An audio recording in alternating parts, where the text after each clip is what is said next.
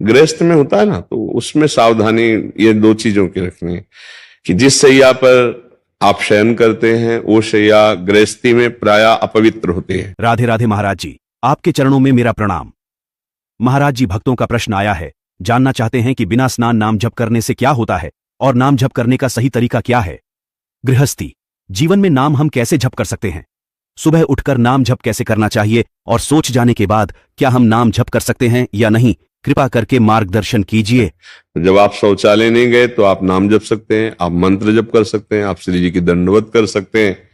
फिर जब सेवा में पहुंचना है तो फिर स्नान आदि। अच्छा, गृहस्थी में यदि गृहस्थ धर्म का उपभोग किया है फिर स्नान के बाद ही कोई कार्य करें। पहला काम होना चाहिए उठ के नाम जप करो, जाओ स्नान करो, शौच स्नान, फिर कार्य करो। अगर आप संयम से रात्रि व्यतीत किए हैं, पवित्र नहीं है, तो आप कर सकते हैं। गृहस्थ में होता है ना, तो उसमें सावधानी ये दो चीजों की रखनी है कि जिस शैया पर आप शयन करते हैं वो शैया गृहस्थी में प्राय अपवित्र होती है, तो उस शैया पर बैठकर गुरुमंत्र आदि नहीं जप सकते। आप उसमें नाम जप कीजिए, फिर पवित्र होइए, फिर आसन पे बैठ के जप कीजिए। अब जैसे साधु महात्माओं की शैया होती है परम पवित्र होती है, तो जगह जब मंत्र शुरू कर दिया, फिर शौच स्नान गए, फिर तो ये चीजें थोड़ा ध्यान रखने की बातें हैं। अगर आप पवित्र हैं तो आप दंडवती कर सकते हैं, आप अगर ऐसा तो फिर आप स्नान आदि के द्वारा, क्योंकि आपका प्रश्न सब गृहस्थों के लिए उत्तर होगा, तो इसलिए ऐसा। जी, क्या श्री जी की सेवा में दूध आदि को ठंडा करने के लिए फूंक मारना सही है? नहीं नहीं नहीं नहीं, बिल्कुल नहीं। उसके लिए आप वो जो छोटे पंखे होते हैं उनसे किया जाता है, क्योंकि हम अगर आपको चेक करना है तो जैसे हम बात कर रहे हैं, आप ऐसे शीशा या कुछ आप रख दीजिए, कागज ही रख दीजिए, तो हम चाहे जितना संभाल के बोले छिट्टियां आ जाएंगी, क्योंकि इसमें रस निकलता रहता है। तो जब ऐसे करेंगे तो हमारे थूक के साथ कोई न कोई कण गिरेगा, वो अपवित्र हो जाएगा, भोग लगाने योग्य नहीं होगा। कुछ भी ऐसे नहीं। अगर रसोई भी बनाने का नियम है तो उसमें फोकनी रखी जाती थी, ऐसे डालेंगे तो वायु वहां शुद्ध होके जाएगी, बीच में जैसे कण भी थूक के निकले तो वो फोकनी में ही रह जाएंगे। तो अग्नि पवित्र और रसोई पवित्र बन रही है।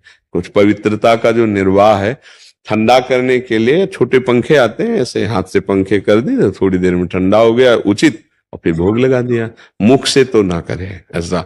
और रसोई बनाते समय बातचीत करने के लिए भी मना किया गया है, क्योंकि हम जैसे आटा लगा रहे हैं, बातचीत कर रहे हैं, अगर चिट्टी पड़ गई तो भोग लायक नहीं रहा। हम अंदर नाम जप करें, बात करना है, जैसे गुरुजनों से जैसे बात की जाती है ना, जैसे खड़े होकर बात करना हो, तो ये पद्धति है, ऐसे करके बात की जाती है। उसे सभ्य जो पुरुष बात करेगा अपने गुरुजनों से, श्रेष्ठ जनों से, तो ऐसे बात करेगा जी, ऐसे कि कहीं मेरी थूक की छिट्टी सामने मतलब ना चली जाए, ऐसे करके बात करेगा।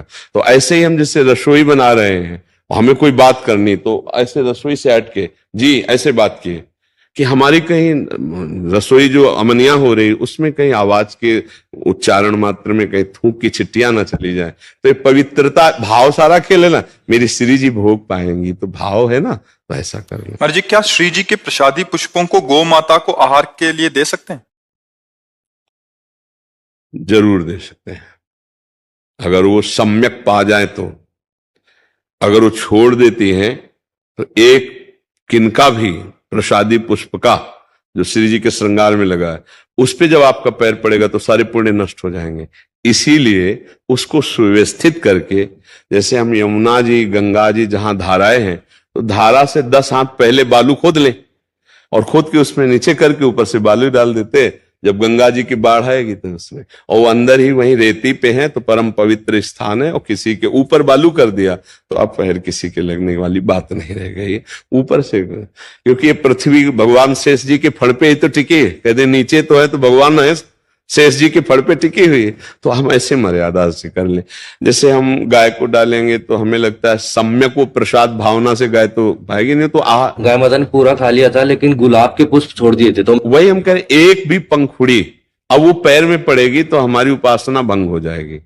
पवाने में कोई दोष नहीं। मान लो गुलाब का फूल प्रसादी होता था, हम ही पा लेते हैं। श्री जी ने विराजमान, मान लो राधा नाम विराजमान है, वो गुलाब के फूल में विराजमान, तो पूरा प्रसादी है, तो प्रसादी हम पा लेते थे। तो वो बात अलग है। अब अगर एक जैसे हमें राधा वल्लभ लाल जी की प्रसादी माला पहनाए जाते हैं, तो सबसे पहला काम ऐसे करते हैं, वैसे कहीं पंखुड़ी ना गिर जाए। प्रसादी का बहुत बड़ा महत्व है, इसलिए ऐसा हमें लगता है कि उसे एकत्रित करते जाओ और फिर जब महीना 2 महीना में कहीं पावन सरोवर नदी आदि के समीप जाओ तो खोद करके उसे हम गाड़। बहुत बहुत धन्यवाद महाराज जी, हम सबको मार्गदर्शन करने के लिए। दोस्तों, महाराज जी की बातों को अगर आप फॉलो करोगे तो मुझे उम्मीद है सारे बुरे कर्म, पाप, रोग, दुख, तकलीफ से हमेशा बचे रहोगे। वीडियो कैसा लगा कमेंट करके जरूर बताएं। वीडियो को लाइक कीजिए, चैनल को सब्सक्राइब कीजिए। मिलते हैं नए वीडियो पर। राधे राधे।